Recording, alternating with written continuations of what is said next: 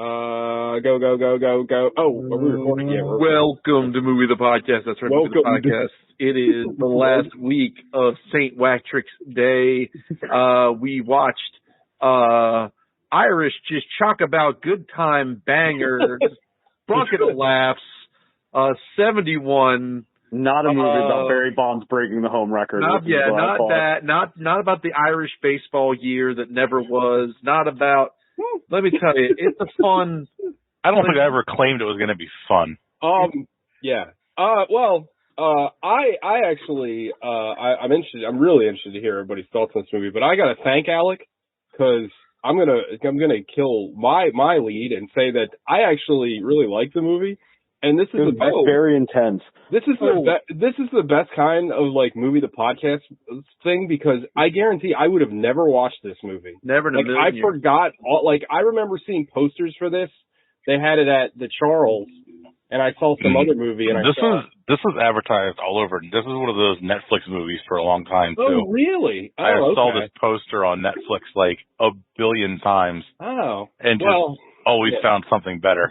Well, and we know we've talked about this a million times on the show, but like Netflix promotes something for like a month and then I'm not saying it's a Netflix original. No. But it's like one of those movies like what was that one you talked about before? Was it Time Crimes? Oh yeah. That like you see that poster for years. Yep. Upstream and the poster would just be burned into your brain. Yeah. But I have no idea what it was or what it was about or anything. Yeah, 100%. Because like the poster just looks like a straight up regular ass war movie. Yeah, and it's not at all. Not at all. But yeah, I can't wait I think we're gonna have a lot of difference of opinion on this one, so it'll be interesting. But it was definitely like I was like, man, I'm really glad Alec brought this up because again, like the chances of me watching this on my own is zero. Like, but you know what I mean? I'm happy that we watched it. So. Let's get into what else we watched this week, and I'm going to start off with I know where this is going already. The Harbinger of Doom himself, Sean. If I made another mistake and watched the movie again, I got to stop doing that. Sean rarely posts about watching movies on his Facebook, but when he does, it's always a doozy. Well, I figure if I kill myself, like rather than leaving a really long note, if you just don't hear from me for 3 days, and my last post was Sean was watching Black Adam. Oh, that tracks. Yeah, so I watched Black Adam. You watched Black Adam? I watched Person of Color Adam. I just finished it. Why? Well, because I want to have something to talk about. I told you it was bad. I know, but you didn't do it justice. I never do. One of the worst pieces of shit I think I've ever seen. It is impossibly long. I think it's only like 2 hours and 4 minutes, but it feels like about 20 hours and 4 minutes. Like that's terrible. Oh no, yeah, time stands still in that film. Literally too, with all the fucking. It's like the movie came with a Zack Snyder plug-in pack, and like you can just like turn on the Zack Snyder slider. And it does Zack Snyder. Doug, feel free to chime in whenever you want. Cause I forgot to mention this when I watched it, and I'd like to get your take on it. One of the many cardinal sins of that film was it did that thing where it takes a song that's very on the nose, but then just cuts it down to the working overtime part. Like it doesn't even play the whole verse. Are you talking about Paint It Black or? Yeah, like it's just Paint It Black Adam. It did it like multiple times. Like you didn't even get through the whole verse. Like it was just hot take. I love the Rolling Stones, but if I never heard that song again, I would be perfectly fine. Like I've heard that song, but it's overplayed. Yeah. You don't like sitar? Hey, let me tell you something. You're probably going to agree with me. I love that song, but you know what I immediately think of every time I hear it? Oh, that can I guess? It's a bit of Black. Oh. Thank you. Got it. I was waiting for Alec to guess. Yeah. Alec, what's your guess? With the Metal Black. Oh shit! Bring that back. I've never seen that movie. That movie. When that trailer came out and that song was on that trailer for that game, I never played any of the other Twisted Metal games. I was so fucking jacked watching that trailer. It was with awesome. Paint It Black playing over it. I think when you fired up the game, it played in the game too. Yeah, when you fired up the game, I would sit through the whole intro just because I loved the way the whole thing was so well done. Black was the best one too. And then, I was gonna say that game fucking rocked. It was like they gave everybody like 13 Ghost-esque backstories. Yes. That's a good way to put it. The game had like legit tragic plots. Like everyone one had no happy endings. It's like the WrestleMania arcade game where half the characters at the end become the ruler of the fucking like dead Earth. Like the endings for the WrestleMania arcade game are fucking nuts. Wasn't that also the plot line in the Def Jam Battles for New York? Like you became. No, I think they were just taking over the New York. Oh, just regular old New York. Yeah, not interdimensional portals. Throw back to TJ's classic boner, June North. I don't know if anybody remembers that, but I think about it all the time. So the movie, like, first of all, it opens with the same exact opening as X-Men Apocalypse, so not starting off great. And then, like, the movie's like, and the best way I can describe it is it has Super Nintendo Mortal Kombat 2 censorship, where it's like absurdly violent, but the only violence they can show is if somebody gets turned into a skeleton, which happens like 30 times in the first 5 minutes. Ugh. They have to, there's a precocious kid who's always on a skateboard for reasons. Boy. I thought this movie was going to go hard in the paint for a minute because it starts out after the X-Men Apocalypse scene. They're in Kandak, which I guess is Baghdad, but could also be in Morocco or Egypt. I'm not sure. It's an amalgam of every Middle Eastern and somehow at the same time every Central American country. I think in the comics it's like Egypt, basically. I thought it was Iraq, but like I'm not sure. I don't know.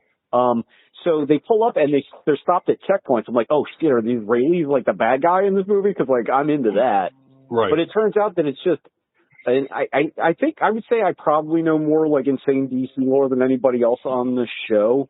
Probably. But they're ruled by a PMC.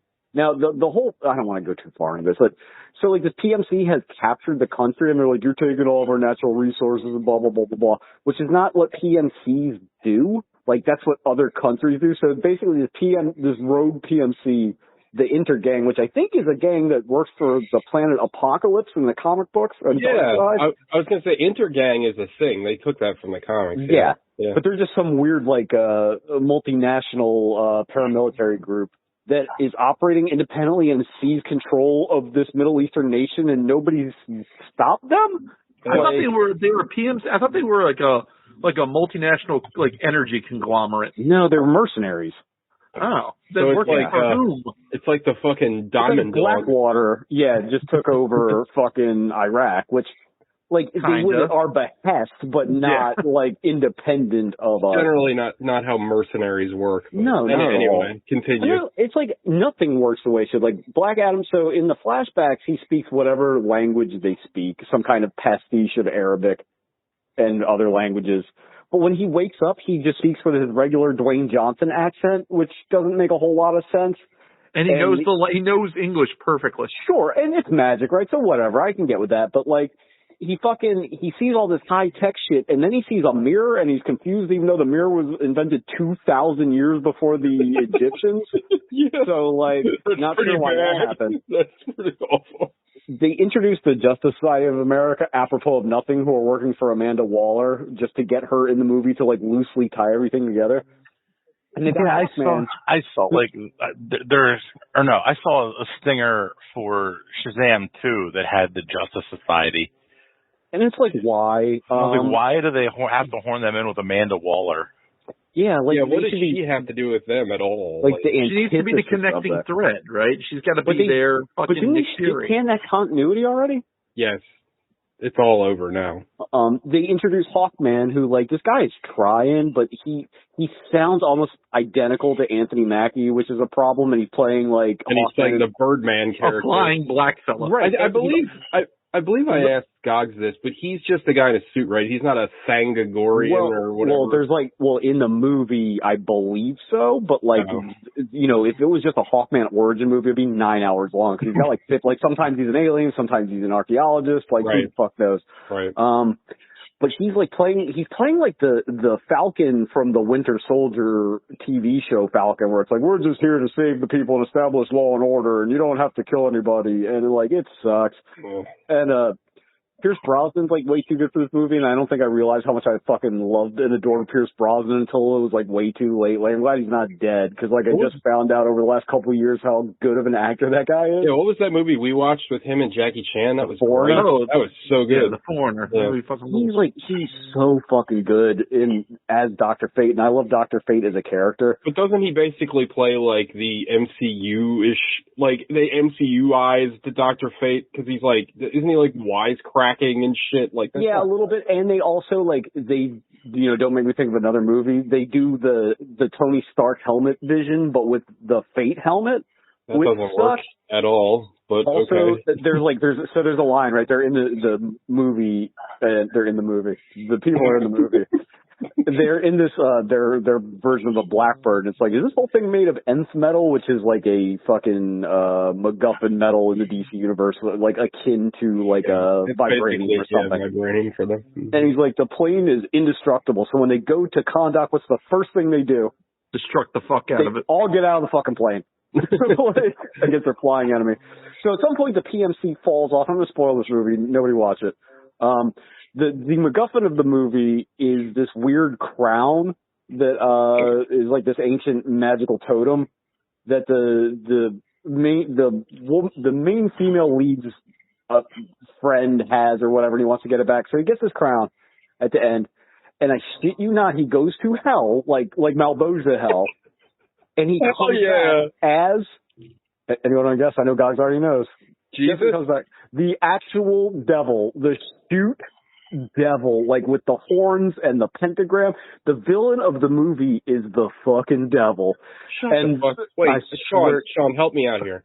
Shoot. Does DC, you know how Marvel has Mephisto? I don't know if DC has like they name checked him. He's Isn't Raven from Teen Titans? Isn't her dad some like super powerful demon character? Yeah, Trigon. He's from like a hell dimension though. This is like hell. Literal devil. This is like the anti-Shazam. This is it's like the which is stupid because Black Adam was the No. Black Adam is the anti-hero Shazam. This is the anti-Shazam. I'm so it's confused. Like Mazash. This is I swear to God, I think that's what his name is. It's something weird. It's Sabak, like the fucking poker game in Star Wars. Yeah. Oh no. So his favorite music genre is jizz. Like the Council of Wizards that made the Council of Wizards that made Shazam. Well, the Council of Evil Wizards who happen to be devils made Bazak or whatever. It sounds stupid as shit. It is. And they spawned all this from that good Shazam movie. Yeah. Oh my God, it is fucking. Like, and regular ass Shazam's not anywhere in this movie, right? He's not mentioned. No. Well, I think that purposefully so. Mm-hmm. But like, that's part of the bullshit with The Rock. Right. He didn't want him in it. He didn't want him in it. He didn't want to be in the Shazam 2. So like, basically part of his tanking of the whole DCU, which is fine. Yeah. And I think didn't he like I heard, I don't know how true this is, but he like grandstanded to make Henry Cavill in the like Stinger, but that's not a thing either. Like that's just like no, and Superman comes at the behest of Amanda Waller, which makes zero sense. Yeah, wasn't Amanda Waller just making a team to kill Superman? Yes. Like what? Yes. How did you feel about the punch out the devil? How did you feel about the subtle scene where Black Adam destroys all of the memorabilia of all the and it has the death of Superman fucking joke where he punches through the S on the Superman poster? Yeah, how'd that land with you? Well, it landed about as well as I couldn't figure out how old the kid was supposed to be because like he vacillates somewhere between 7 and 16 years old. Yeah. Like they give him a cape for some reason. Also, because the side characters have nothing to do during the fucking fist fight for our souls. So zombies just spawn for no reason, but then, spoiler alert, Black Adam rips the devil in half, and the zombies all go away before anything happens. Wait, I think it's part of Sabak's power set. Sure. You're doing it, Sean. You're doing what God does. Making the movie sound better than he rips the devil in half? That's literally. Awesome. What the fuck? Gogs, how did you feel about all the weird Terminator 2 fucking homages in this movie? Oh, yeah, they just landed. They were spot on because it's what you wanted. If you really want to shine them on, you got to say, "Call the Man in Black sent you" or whatever. Oh yeah, the whole bit was just And they got to keep teaching them like not to kill them. It's like, I understand now why humans cry. Like, it's so fucking bad. Like one of our friends on Facebook, Jesse, said it reminded him of like a pre-MCU superhero movie. But it kind of does, because it looks like shit. The whole thing looks like an Injustice cutscene. But in a way, like, it just reminds me of every mid-tier suit. Like, this is like the rubber stamp superhero movie. Like, here's a bunch of fucking. Go ahead. Yeah, go ahead. I'm sorry. No, I didn't. No, like, here's a bunch of nonsense characters that amount to nothing. We got a guy that grows really big who's wisecracking because that worked in a Marvel movie. It's the Poochie of the DC universe. Yeah, but it's also like a very like. As much as like people say that the Justice League movie was trying to just throw an Avengers movie together, this felt like a direct lift off of the Avengers, like down to the characters in some cases. Yeah, I heard, I can't remember who said it, but they were like, if the early 2000s superhero movies like didn't know what they were doing, and like this is what Black Adam was, but this was after a decade plus of superhero movies that worked. And they somehow mashed that together, and it just still didn't work. Like, if it's a movie about, like, you know, because they pay weird lip service to it, but it goes away. If it's a movie about them having their own, like, national champion, not like, you know, a basketball national champion, but like because they call him the champion all the time, that's just going around, like, killing foreigners, like, I'm with that movie. Like, that's interesting. It's a take, at least. You know what I mean? I feel like if you made you could make like a kind of serious Black Adam movie where he is what he is in the comics. He's like a Namor, where like he's a villain, but like he doesn't really give a shit about like he's just protecting his people. Like, or like Doctor Doom. Like Doctor Doom's a villain, but his main motivation, at least in kind of like the newer versions of Doom, is to protect Latveria no matter what. Yeah, and they're very all three of those are very similar characters. And I mean, like, you know, I like Black Panther 2 a lot. I know Alec did as well. But I feel like the way they portrayed Namor, like, that's perfect. Like, that's another, they did it. Like, well, speaking of Black Panther, I feel like Doc should probably test this. This movie feels like a very weird amalgamation of Black Panther and Wonder Woman. Oof. I never watched the Wonder Woman movies. You didn't miss anything. I mean, you get the idea. Oh my God, you said movies, and I totally forgot that was there's two of them. Oh my God, Jazz Queen, and I watched it. This movie, it's just real fucking bad. And there's something like I was tired of The Rock anyway, but The Rock for 2 hours is in like serious. But it's not fun smug though. It's like it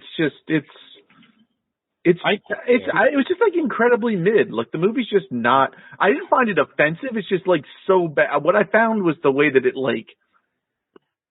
It was so proud of itself for being shit. It's like if Bud Light was happy about being Bud Light. Like it's just it's got nothing to say. It's got not nothing bringing on its anything mind. to the table. Yeah. Like here it is, but it's like super. It's super happy about that. And I'm like, shut the fuck up.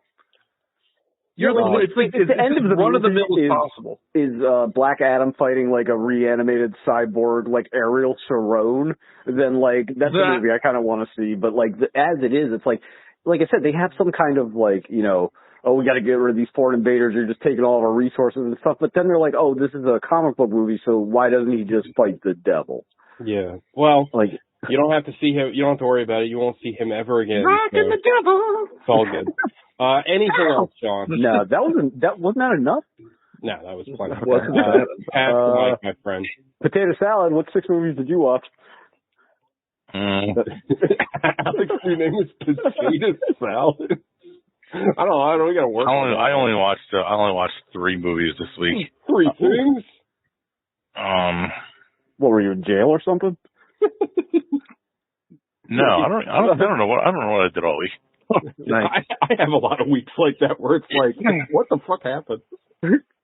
Just following Lamar Jackson updates all week. Yeah, pretty much.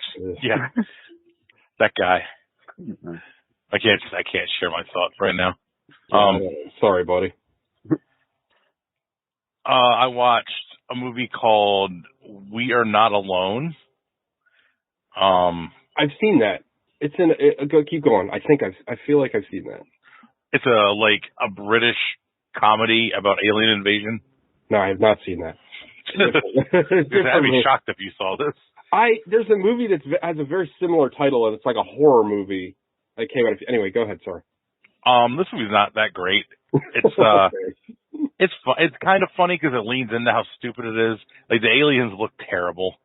They're just like have like white face paint on and blue hair pretty much, and that's like all they did to make them look like aliens.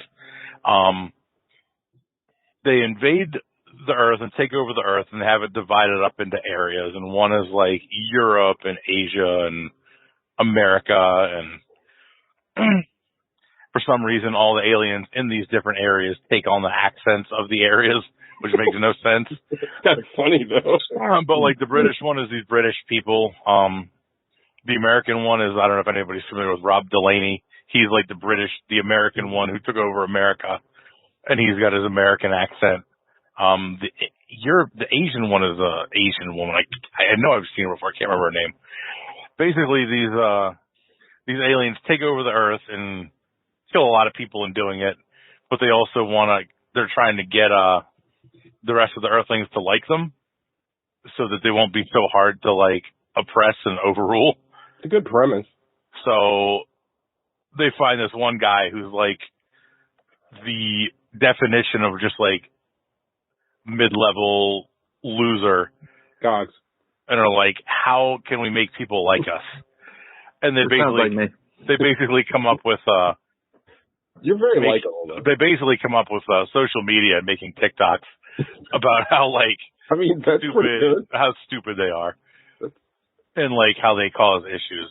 It's not bad. It's fine. It's a fun premise. It is a fun premise, and in better hands with like better actors, it'll probably be good. Yeah. But this budget was probably like $1 million, if that. Yeah. Like, there's no actors that I know, but sometimes those British movies like they'll have all kinds of British actors that are like famous over there.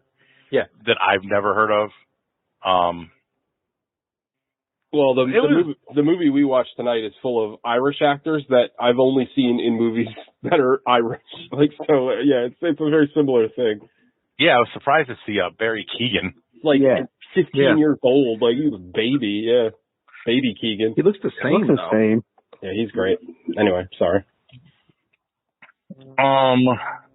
Watched 21 Jump Street. Hell yeah! Wait, are you not anti-Semitic anymore? Thank you. Yeah. That movie fucking slaps. Alec, do you know what we're talking about? Did you see the Kanye thing? No. So Kanye this week, you and Kanye might have been watching 21 Jump Street at the same time. Kanye West tweeted out that he no longer disparages against Jewish people because of Jonah Hill's performance in 21 Jump Street, and I wish I was making that up. I didn't know Jonah Hill was Jewish until that moment. Really? Yeah, no idea. His sister, who has their real family name, is Beanie Feldstein. Okay, I would have known then. She's an actress too, right? Wasn't she in something? She was in Booksmart. Yeah, I like that movie. That movie was really good. Yeah, that was good. 21 Jump Street, like everybody here has seen it, right? Like the movie's a fucking blast. It's hilarious. It's so goddamn good. And I can't wait to watch the second one. The second one, because I feel like the second one's fantastic. I love that. Wait, had you not seen it before? No, I've seen it before. Is the first one the one where go ahead. Where Ice Cube's like, quit bothering Korean Jesus. He's busy with Korean shit. Or the second one? Quit talking to Korean Jesus. I love that. Who is his name? Rob Riggle, the guy that's the gym teacher. Yeah. Rob Riggle. He like they're both like high as shit off that drug that they're trying to find. And he hates Jonah Hill because he's fat, but he loves the C-taste. And he's like, no, you don't do it. Yeah. Like, it's fucking awful. Oh, and he finds out that they got their identities mixed up, so Jonah Hill's like the track star, right, quote unquote. And C-taste is like the chemistry genius. That's really good. What are they saying about covalent bonds around here? Yeah, that's a pretty good movie. It's a fucking blast. And I like that the whole premise is them just making fun of reboots and shit the whole time. Yeah. And then in the sequel, the whole thing is making fun of sequels the whole time. They're like, that's Lord and Taylor, right? That's Lord and Miller. I know. Guys, I know. It's a bit weird. I'm not sure. Are you on the show? Like, you know the show, right? It is them, and that might have been the first thing they did. Like, it's really that might have been before Lego Movie. God, Lego Movie's great too. But man, that movie is so much fucking fun. The one where Jonah Hill lets Ice Cube know that he's like dating his daughter, and C. Tates is just like dancing around the fucking place. No, that's the second one. That's the second one, and that like so fucking funny in that. Oh my god, like there's just I haven't even seen the second one in years, but I still remember that scene. He's just sitting there. They're sitting there together. All three of them, and then Channing Tatum notices the picture on the desk after Jonah Hill and Ice Cube are just staring at each other, and he notices the picture of the daughter on the desk. He's like, "Oh shit!" And he's dancing for like 10 minutes. Oh, it's so funny. Both of those movies are fucking blast. And the second one has like the 10 minutes at the end where it's like teasing like the next 40 movies in the series. Weren't they gonna make one of them though? Like, and then apparently there was like serious talks about combining them with Men in Black and making a 21 Jump Street Men in Black movie, which I'd be for. Bring that shit on. If it's Lord and Miller, I would have been all for it. I still want to go to the alternate movie universe where they got to make Solo. Like, I want to see that movie. And then they were supposed to get their own trilogy, weren't they? I don't know. It's like all that stuff. Like everybody was supposed to get their own trilogy at one point. Like Snyder was supposed to get one. Colin Trevorrow was. Ryan Johnson was supposed to get one. That's why that kid did the Force shit. Who knows? Who knows? And honestly, I stand by this. I'm Star Wars free, and my life has been so much better because of it. Yeah, I'm good on Star Wars. Yeah, the dude who played Jar Jar Binks showed up in The Mandalorian this week. I know, and the internet can't help but pat themselves on the back for his redemption arc, and I'm like, oh my god, shut up. Well, you're the same ones who wanted him to kill himself. Well, time out. I never ever. No, he's talking about the internet. Nerd, not. I know. I would never I hated the character, but I know that's not the actor's fault. I'm not a. No. But his scene in The Mandalorian is pretty cool. It's pretty awesome. In The Mandalorian, he should have been he should have been Jar Jar Binks. He should have smelled like some Banta's shit and been like icky poo. Icky poo. I'm pretty sure that's the line. Call me when Boss Nass gets his own show where but it's like the newsroom. Where Boss Nass? Where is Watto? Or like a Watto show where he's doing Storage Wars type shit. Oh my god, dude, where are you guys? These are the ideas that we need. A Watto show? I'd be right back on the Star Wars train. Moving, hey. Oh my god, Watto is the best. George Lucas doesn't know how to make aliens. He just knows how to make racial stereotypes. It's do you know Nubian's an actual word, right? Well, that's true. But you had him and those the Viceroy guys that were just weird Oriental. The thing that still blows me about the Viceroys is that did anybody say, "Hey man, what? You can't just have these guys." Do you think there's going to be an attack? Take them to a couple four. Well, I'm not even exaggerating. Enough about racist Star Wars. The last thing I watched was Elizabeth Banks' vehicle, Cocaine Bear. Tabled. Tabled. Nab. A surprise table. I should have figured guys watched it. He did ask me to put it on the Plex. I mean, you could talk about it now and just dovetail into me after that, but. We can do that. Go ahead. Oh, can you put the new season of Beavis and Butthead on the Plex? If you can find it.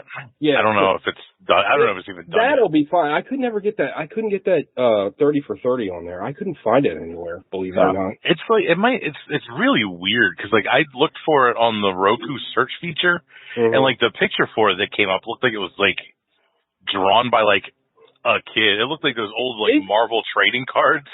It's on it looked terrible. I can give you my login it's on ESPN Plus, but for some reason, with the Pirates, I don't know what they upload and what they don't. At some point, we're going to have to watch 80 for Brady, right? That's a thing. So, when I get that out Alex of the way. shot it down that wasn't an Irish movie. That was going to be my pick. Cool. The torrent is available. Cool. All right, sorry, Cocaine Bear. Go ahead, guys. Yeah, let's talk about Cocaine Bear then. Cocaine Bear is a fucking blast. Agreed. Seconded. A lot of fun. Absolutely. It's so much fun. It embraces how fucking stupid it is. The performances are all great. Ray Liotta in the last performance of his career totally redeeming those last like 5 pieces of shit that he was in. Like Ray Liotta showed up to a serious movie, and everyone else showed up. Like, it was wild. I loved it. That's what I like, though. You know what I mean? Like, we've watched plenty of movies like that. Like, the guys that, you know, you got to have a straight guy. You know what I mean? Like, somebody that's just giving it his all. Also, a local boy is in that movie. I forget his name, but he got famous for doing those like TikToks where he's like talking about retail work and stuff. He's in the movie. Yeah, Scott something. I've seen that guy do open mics at I've seen that guy do open mics at the Crown. Like, it's pretty wild. He's in movies now. Yeah, I saw him in the movie. I was like, he's the guy from TikTok, isn't he? Yeah, well, I didn't know he was local. Oh, he's local. Which guy was he in the movie? He was a paramedic. Yeah. Oh, yeah. That guy got it. Everybody got it. Everybody gets it. Pretty much everybody got it. 13-year-olds do cocaine in this film. Hell yeah. Like a lot of it. It is so much fucking fun. Like, from beginning to end. I gotta watch it. Ray Liotta's great in it. Ice Cube's son is great. Mm-hmm. O'Shea Jackson. O'Shea Jackson Jr. O'Shea Jackson Jr. Han Solo's great in it. Oh, yeah, that is him. Yep. Yeah. What's his name? He's got a fucking weird name, doesn't he? Alden Elkinridge or something like that. That kid's really good in the Coen Brothers movie. Hail Caesar. Yeah, Hail Caesar. It's not that I just didn't love it. I love every other Coen Brothers movie. I thought that one was okay. What's his name? Noxzema Girl's good in it. The guy from The Wire. Why can't I think of his name? The senator. Oh, shit. That guy. Yeah, that guy. Wendell Pierce? No. Wendell Pierce? Yeah. No, it's not. Wasn't he the bad guy in Logan? No. No, his name is... That's Donald Pierce. Hold, please. Hold, please. Isaiah Whitlock. Yeah, that's it. He's... Corman... Go ahead, sorry. Like, everybody's so fucking good in it. And, like, you get exactly what this movie is about in the title. Like, if you don't understand that it's about a cocaine bear, like... That eats a bunch of cocaine. It eats a fuck ton of cocaine and goes absolutely crazy. The beginning of the bear with the cocaine, the first, like, scene is, Norman Giantsbane and his wife, like, hiking through the woods, and they see the bear through, like, binoculars, and it's, like, rubbing its back on a tree, and they're saying, well, if it's a brown bear and it attacks you, you're supposed to fight back. If it's a black bear, or no, maybe it's the other way around. Brown you run, black you attack. Just like it's like the cops? It's like, the bear's like rubbing his back against the tree because his like back is itchy and it's looking all adorable. And like the girl's looking through the binoculars at it. And she gives them back to Tormund, and he puts the binoculars up and is just staring at them with a bloodlust look. I believe this is based off a true story too. Like, I think there was a bear that ate like a bunch of cocaine that got lost in the mountains. So the bear that ate the cocaine in real life died of a massive heart attack immediately. Well, that's what would happen if you ate a bunch of cocaine. Yeah, but then the story doesn't end. Apparently that bear got stuffed and for a little while resided in the house of one Waylon Jennings. Wow. I think it's in a mall or something now. Yeah. Fucking Waylon, dude. Waylon's the man. But like, think Lake Placid level stupid as far as like Apex Predators, and it's like that. Oh man, like, I gotta watch it. It does not take itself seriously at all. It is like 100% all in on the stupidity and ridiculousness of it. So it's like a Piranha 3D. Like, yeah. I feel like in that vein. Yeah. I feel like that Elizabeth Banks learned a lot from James Gunn from like Slither on this movie. Like, it's like violent. Like, it's like like gory as shit. That's good though. That's what you want. I mean, we've talked about that on the show a million times. Like, you're gonna lead into it. You got the R rating. Like, they're not playing around. It's like. And I thought that, I don't know if this is Elizabeth Banks' directorial debut or not. It is not. She made that Charlie's Angel movie that tanked Oh, well, she directed the fuck out of this. I thought it was really well done. Yeah, I think she directed a couple of Pitch Perfects, too. I think she's directed a bunch of stuff. All I know is that I know for a fact that she did that Charlie's Angels because people,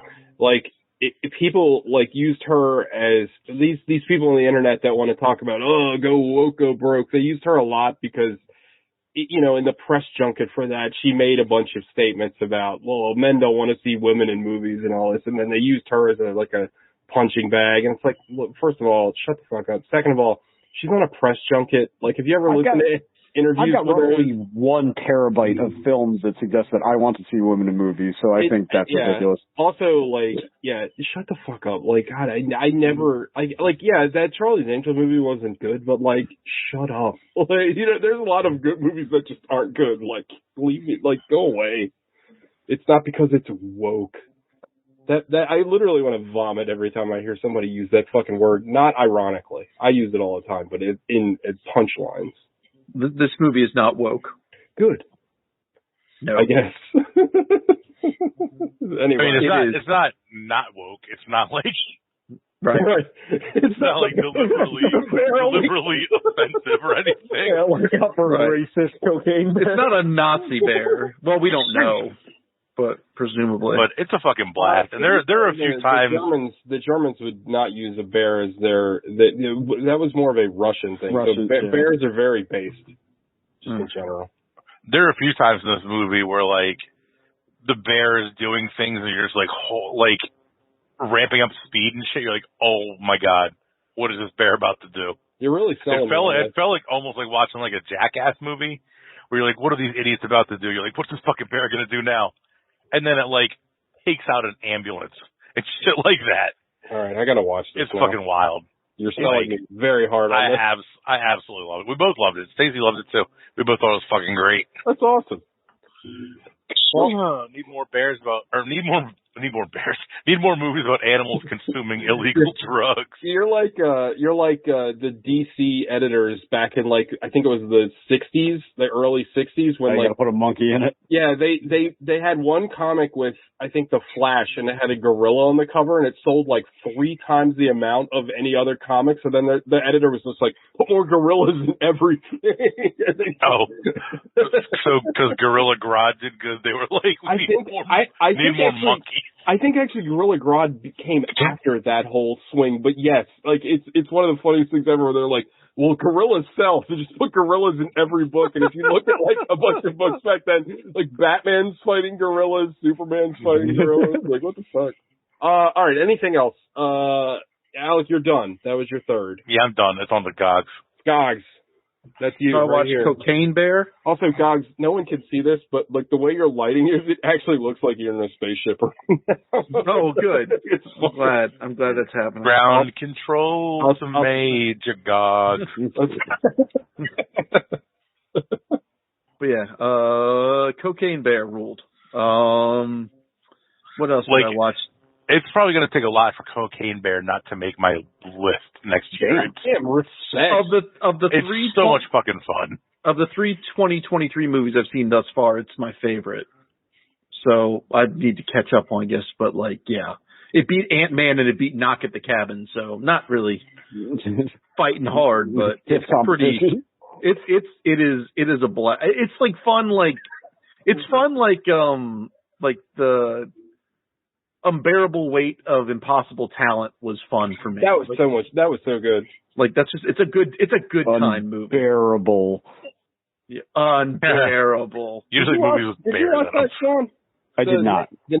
Check that out. It's on the Plex. I was too busy watching Black Adam. What's funny now is all of a sudden watch something that's good. Actually, that's a fun movie. The Unbearable Weight memes just sort of suddenly hit mainstream in the last month or two. There's a movie I want to watch that TJ has on the Plex where it's some Japanese Christian guy gets resurrected by the devil as a samurai to go take revenge.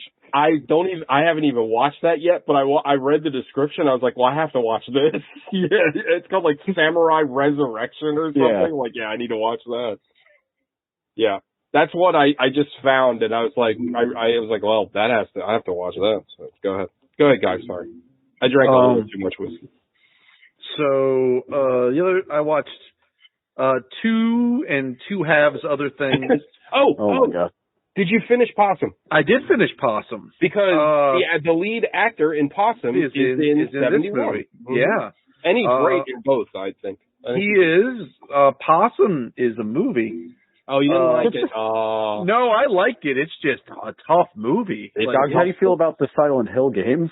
I mean, it's a tough sit. Like, do you agree with my assessment that it's the closest to a Silent Hill 2 movie that we'll probably ever get? It is, but it's a lot more like realistic and grounded, I think, than Silent Hill is, like haunting and like supernatural. Like this is like, I don't know, it's so traumatic and it's just so like dark. And I guess the end is sort of ends on a good-ish note. Maybe. It's possible, but yeah. Like, I got a lot of questions about the puppet, and like, I had some thoughts about what was going on. Oh God, you got puppet questions. They got puppet questions. Again, though, like the movie, like, I mean, not to get, like, I could talk for hours about that movie because I think it's fucking brilliant, but like, it's another movie with, like, I feel like your lead character is an unreliable narrator, right? Like, I question if anything, like, any scene that he has with his uncle really happens. And I do. And I think that what happens at the end, I think that is his, like, rationalization to try to make himself feel better, because I think there's I think he's Tyler Durdening himself or something? Yes, 100%. I think that there's way more going on with his character. Like, so the one thing you know about his character, right, is that he worked with kids and he was sent away. Like, that alone, and then what the ending shows you, like, there's abuse. And, like, I think that movie, first of all, the fact that the guy that made that movie, it's based on a short story that he wrote. He got a grant from, I think, the BFI to make this movie, and he's never made another movie. Like, that blows my mind. Like, I think it's I don't know. I have a thought bubble over that guy's head. What were you guys smoking when you made this? But yeah, it's something. It's intense. It is dark and brooding, and it'll fuck you up a little bit. But if you feel from, like, you know, Silent Hill sort of stuff does it, like psychological terror and dread is your bit, think how awesome. Like, that's a good double feature with, like, a Jacob's Ladder. Yeah, it's in that vein. So that was one half of something I watched. The other one half of something I watched was Akira. I finished that. Oh, yeah. I forgot you started that. What'd you say? You had never seen that, right? I had never seen that. Sean was in here last week. That's right. Yeah. That movie's wild. I remember you had brought it up before that you'd never seen it, I think. Did you like it? I did. It's like, I'm just trying to wrap my head around the ending. I guess they are born to another universe where Akira is now leading them to. No. No. Like I said, I'll lend you the manga if you'd like to read it. I don't want to read. The movie doesn't really lend it. Like, the movie, it just kind of ends. The movie's like half of the middle of the book, right? Yeah. Like, the book wasn't over when the movie came out. So the ending is just kind of like, I mean, the way I look at it is the beginning kind of starts with a nuclear explosion that, like, Neo Tokyo. And I feel like the ending is kind of a nuclear explosion. So I have a question, because like, it's not really nuclear, but, you know, well, I was trying to read about. So I was reading about that, right? So did the explosion in the beginning, was that caused by Akira, and that triggered World War III, or did Japan, like, nuke itself to stop Akira, but then that triggered World War III? So, yes. Yeah, Alec is actually right. It's not clear. So your answer is yes. It's one of those things that it's like most good science fiction where it's like, it's kind of speculative. And I really I'm glad you like the movie though. Like, visually, right? Like, visually it's something else. It's wild. So good. Yeah, it's great. It's also like an unusual amount of frames per second in that animation too. Like, and if you guys, I highly recommend that you Google or go to I don't know why I said Google. Just go to YouTube and watch any of the production. Google YouTube.com, and then when you get there, and then go to Alta Vista and search Google.com. And then when you get to Google, search go to any of the production behind the scenes and you see how people are hand painting all this stuff, and it just blows your mind that so much went into it, and the scale of that movie is just I find it amazing. Fascinating that Otomo just finished the book. You know what I mean? That he was like, it took him fucking. Well, yeah, but after years, that movie was a runaway success. Wasn't that one of the highest grossing movies in Japanese history or something for a while? It's also arguably it is also the reason why anime is over here, because it was such a big deal. It was the first real breakthrough Japanese animation film to come over here, because the fucking mainstream reviewers reviewed that movie. Ebert, Siskel and Ebert fucking reviewed that movie. And I know that's nothing nowadays, but back then that was they didn't review fucking cartoons. That's another one of those movies that I saw way too young. Oh, me too. I did, yeah. But, guys, I have, like I said, I have all the manga. I would highly recommend you read it. I think you'd really enjoy it. Well, maybe. I kind of stand by the group reading is dumb. We're gray on. We're neutral on. We're neutral on manga. A lot of pictures, so and the art is really good. The thing is with comic books is you don't have to read the words. You can just look at the pictures, refuse to read the words, and still kind of get what's going on. Also, we've kind of talked about, or at least Sean and I have talked about a lot, because Sean and I are kind of consumed by cyberpunk subgenre. We both really, really like it. Yeah. Akira is a cornerstone of that genre. I would say it's more cyberpunk than Blade Runner is. I know Blade Runner gets a lot of shine for being cyberpunk, but there's not really that. Besides the replicant thing, it's not super cyberpunk. It's just a noir story. Well, I mean, the landscape is very cyberpunk. I mean, William Gibson famously didn't publish Neuromancer yet and saw Blade Runner and was like, shit, people are going to think I ripped this off. Which is still really funny to me. But I'm glad you liked it, Cogs. You need to watch, and I think I don't know if it's available anywhere, but I definitely have the DVD. You need to watch Memories, which is it's an anthology film that Otomo curated. And then you need to watch Neo Tokyo, which is 3 short films that Otomo made, which are really good. Don't watch Steamboy, though. You can skip that. Steamboy's okay. I would watch Spriggan, too. Spriggan you would love. Spriggan is total action. He did rotoscoping in that. I'm not going to remember any of this, so you're just going to I'll tell you all of them, but I have them all. So I am going to look for a YouTube of just a supercut of everyone yelling "Canada" because they say it a lot in that movie. You must have watched did you watch the subtitles or did you watch the dub? I watched the dub. Because there's 2 dubs, and the dub I'm super familiar with, the one that Kaneda. Yeah, they call him Kaneda. Kaneda. Oh, yeah, whatever it is. Yeah. Mm-hmm. A lot of Kanedas, a lot of Tetsuos. I can't watch the new dub because the old dub, one of the Ninja Turtles guys, I forget which one. It's the guy that did Liquid Snake. Yeah. Cam Clark. Yeah. Cam something. Clark. Yeah. Well, so that's it. Finished Akira. And you finished Possum. Finished Possum. Then the 2 other things I watched, I can just touch on briefly because they're repeats. Rewatched Baby Driver. That movie still slaps. Hell yeah. High holy hell. Still haven't seen that the first. Not enough Bernthal. Not enough John Bernthal, but man, you still haven't seen that, TJ? Nope, and I own it. It's on my Blu-ray. It is very, very, very good, and it is just it's I think this is my 3rd or 4th time watching it, and the more you the way that Edgar Wright did it, that all of the scenes are set to the cadence of the music that's happening is just super cool. All the gunshot, everything that happens on beat, and it's it's kind of fascinating in that regard. What's his name? Engel Elgort, or the fuck his name is great in it. John Hamm's wonderful in it. Fucking Jamie Foxx is really good in it. Kevin Spacey, who's no longer problematic because I think the charges got dropped, is great in it.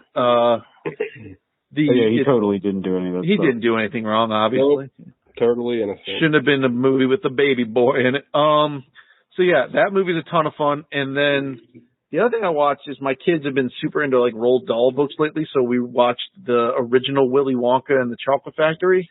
Cool. How did they feel about that? They loved it. Good. I love it. Oh yeah, I'm a big fan of that. Gene Wilder is just like, he is doing something else in that movie. Like, I don't think anyone. I looked up the director of that movie.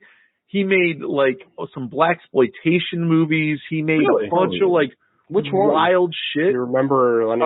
It was not Hammer. Is it Hammer? It had I'll look it up. But Please tell me that guy made Truck Turner, fucking Isaac Hayes. I was hoping he made the one we reviewed a couple of years ago. Hold on. We can't say the name anymore. No, it was. What a banger of a theme song that movie has. The guy's name is Mel Stewart, is the director. And he directed, what was the name of the movie? Fuck me. It was called... Doesn't really matter. I'll find it eventually. That's fine.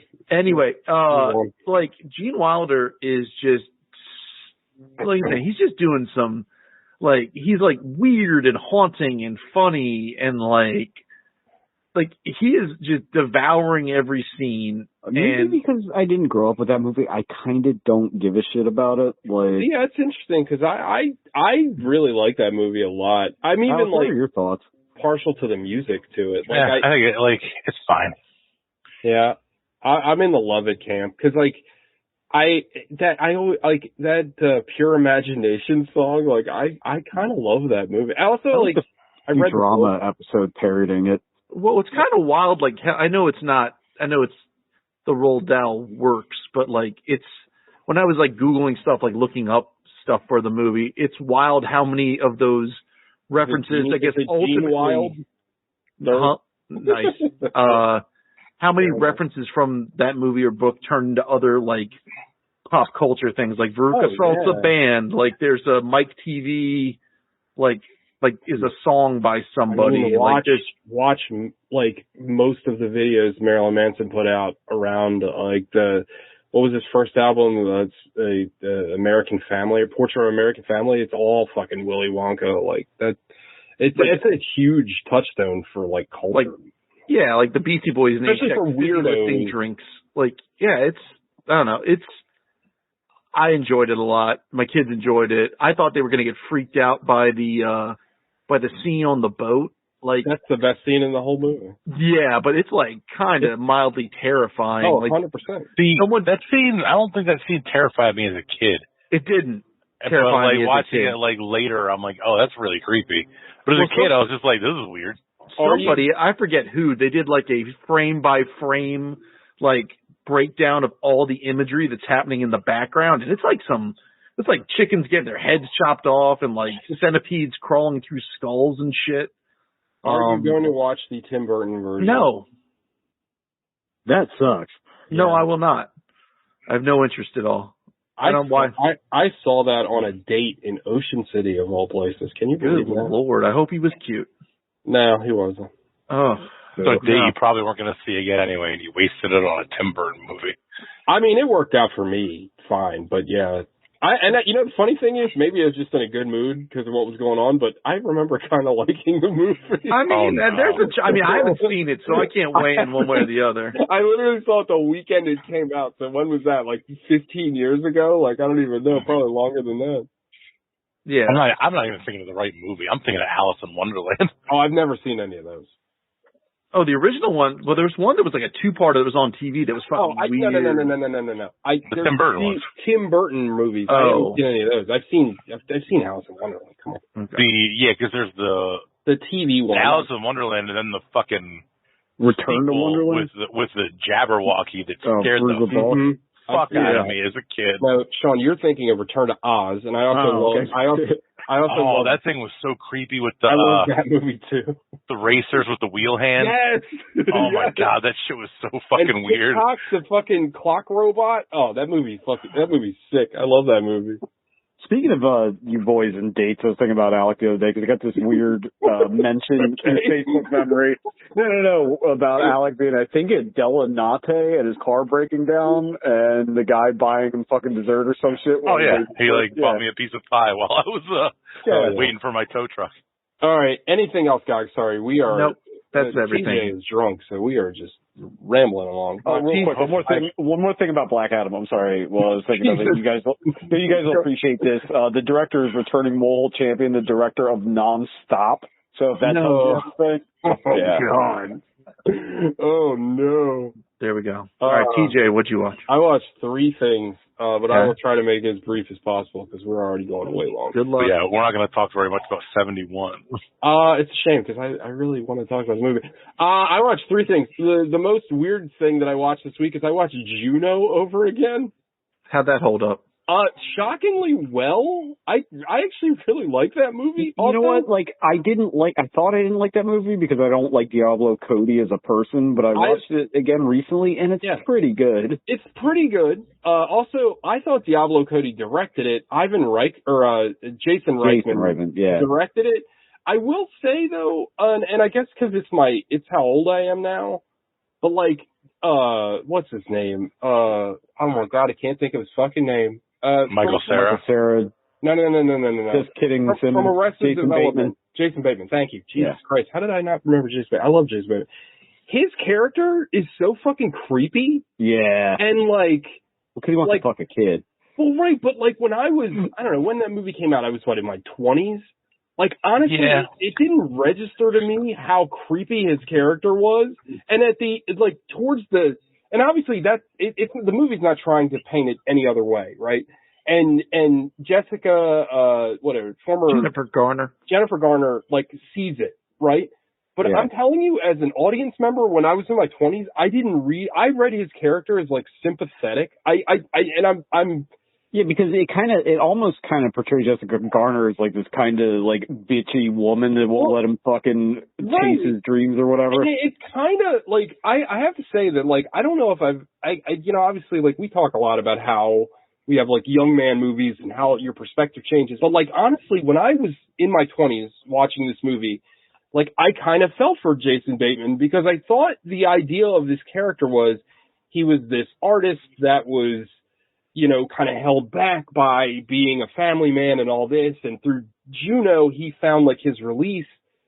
And I thought that, and like you said, Sean, Jennifer Garner is kind of holding him back. But watching it now, it's no, he's just a fucking creep. This is a fucking 16-year-old girl.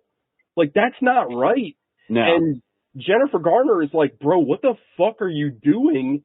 And it kind of I know it sounds stupid because it's not this profound movie, but I watched this movie with new eyes, I really did, and I was wow. But honestly, overall though, I think it's a really good movie. I really enjoyed it, and I was kind of surprised.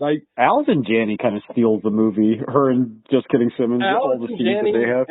Allison Janney's character too. Again, I kind of felt she was overburdening. She was overburdening.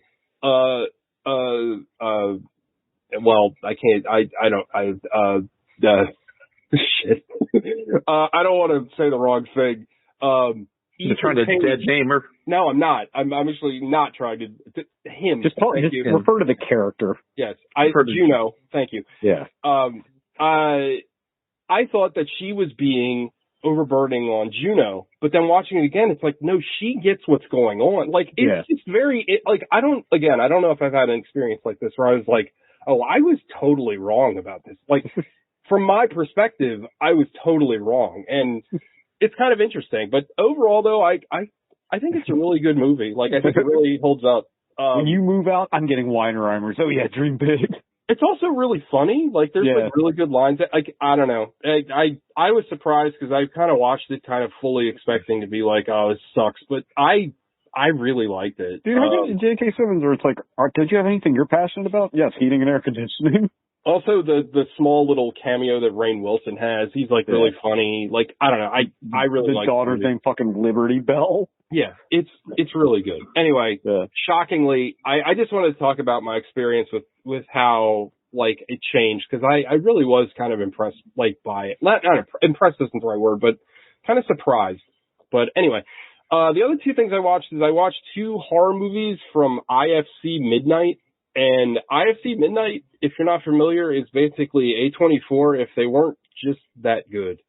I watched the movie called Feast, or The Feast, Not Feast, Gogs. I know your eyes lit up. You thought it was that Henry Rollins movie. That movie's really good. I enjoyed it. I know you know that movie. They're in the bar and the. I think one of the characters' name is Hero. Yeah, that movie rocks. Yeah, that movie rules. No, this is The Feast. This is a Welsh film. Raise your hands if you knew people still spoke Welsh, because I did. Country, why wouldn't they? Yeah, in Wales, I thought they spoke English. I had no idea. I think it's kind of like Gaelic in Ireland. Like that's correct. Don't they speak English in Ireland? Isn't that the whole point of that last movie we watched? Yeah, they still speak Gaelic in some parts too. Well, fair enough. Anyway, you all are smarter than me. Pat yourselves on the back. You already knew that. But anyway, this is a Welsh film. They speak Welsh. I've never seen a movie where they speak Welsh. This movie is not bad, but it's just not good either. Like, basically, it's about these wealthy people. It's the subgenre that I usually love, like wealthy people getting murdered. But like, basically, they like hired Society. Excuse me. Like a society. What do you movie Society? Not. No. I wish that doesn't happen in Society. But anyway, so basically, they hire this housekeeper to prepare this big feast that they're having, and there's like weird, like kind of folky, like environmental horror that happens. It's kind of surreal. Ultimately, it's just kind of dull. Like it's slow and it doesn't really build anything. And there's some parts in it that I liked, but overall, I just kind of was left kind of cold by it. It's nothing I'd really go out of my way to watch. And then I also watched a movie before the show called The Other Lamb, which is another IFC midnight movie. I saw that sitting on your Plex. Yeah, it's better. It's still not good. I feel like if someone else made this movie, it could have been good. Oh, Alec, by the way, the guy that directed The Feast also directed basically the last 2 seasons of Doctor Who, and it was his first directorial, first feature film, which I thought was kind of interesting. I am years behind on Doctor Who. Me too, actually. I stopped watching halfway through Peter Capaldi's run. I think they've had 2 doctors since then. Yeah. But anyway, what was I going to say? Oh, the Other Lamb is a movie about this cult that basically all these women live out in the woods, and they have a cult leader, and that's it. It's a all-women cult. The only male in the cult is the cult leader, and the male has basically his daughters and then his wives, and I'll let you piece together how that cycle continues. He's what's his name in the fucking Game of Thrones? Balder Frey? Yes. No, the guy that lived beyond the wall that just had all the ladies in him. Astor? I don't remember. That's too long ago in my memory, but sure. It's gross, and these people are in this cult, so that they live in the woods. They don't know of anything else. That's not really the plot of the movie. But it's a slow burn, but it kind of just doesn't go anywhere. And then when it starts to pick up steam, it just kind of ends. There's parts of it that I really liked. I think it's shot really well. The lead actress who plays kind of the defiant girl in the cult is really good. But I felt like there's a part kind of I feel like the last 20 minutes are the most interesting part of the movie. And it just left me going, well, why wasn't this the whole movie? The first hour is I get it. The cult leader's a creep. The cult's weird. They don't know what's going on outside. There's something up with the cult leader and everybody knows it. But it takes them forever to kind of get to kind of a crescendoing point. And also the final resolution, they kind of tease that it's going to be this violent upheaval, and spoiler alert, they totally fuck it up, and they just you just see the after effects, and you're oh, that's not that great. Did Ryan Johnson direct it? He subverted your expectations.